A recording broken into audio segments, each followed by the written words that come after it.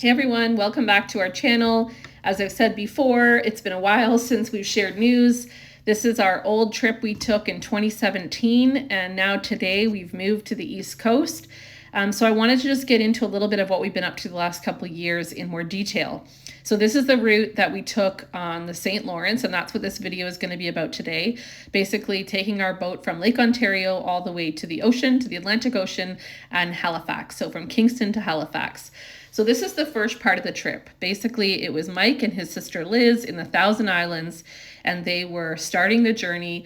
They ended up meeting Mike's parents near Cornwall or somewhere along there to basically say goodbye, to make a toast, and head out on the journey. So really thankful that Mike's parents were able to take a few photos of them setting off and them starting the trip together. So it was an opportunity. This was in 2023, summer of 2023, so 2 summers ago that they left in August. And basically, the goal was to take a few weeks and to get the boat to Halifax. We weren't sure how long it was going to take and anything like that. But we just wanted to get the boat closer to the to where we wanted to be sailing, which was in the Maritimes. At that point, we had the boat in Kingston for several years. So now we were back on the St. Lawrence here. This is the lock system. And you'll see this is toward heading between Kingston and Montreal. There's some locks that you have to go through, several bridges. So it's a bit of a tighter area along the St. Lawrence. And Mike's sister was super helpful in being part of this trip and assisting. It's really hard to do locks when you're one person.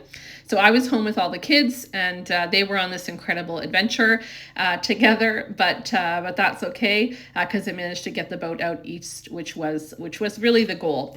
So I'm just gonna walk through some of the sections of the trip that were important, and also some of the challenges we had with the boat that Mike shared.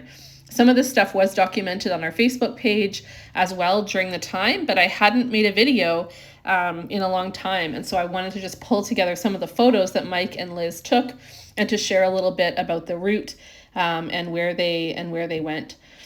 So that's kind of what today's video is all about. So lots of locks and lots of tighter areas in that first section as they went through. As I had said before, we kept the boat in Kingston, so we had enjoyed Lake Ontario for several years, but it was time to kind of try some new adventures.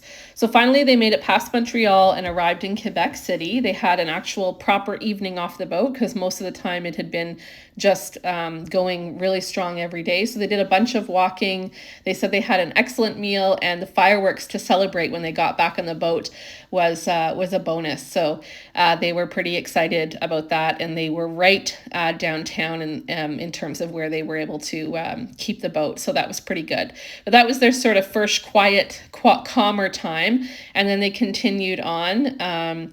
So this is an area, Anse du Petit Métis, where Mike was focused on getting the solar panels installed. So he had purchased some new solar panels. They wanted to get some sailing in, and they were also trying to clean a very grungy fender. That's them trying to clean it, I guess. So these are my notes from Mike. So he said he had a beautiful sunset and a very calm anchorage in Anse du Petit Métis. So that was a nice spot that they went. Their next big area that they headed towards was Cap Chat, which I'm going to get to in a second here. He said it was a late stop, and compared to most of the nights, they were having late stops other than that Quebec City one.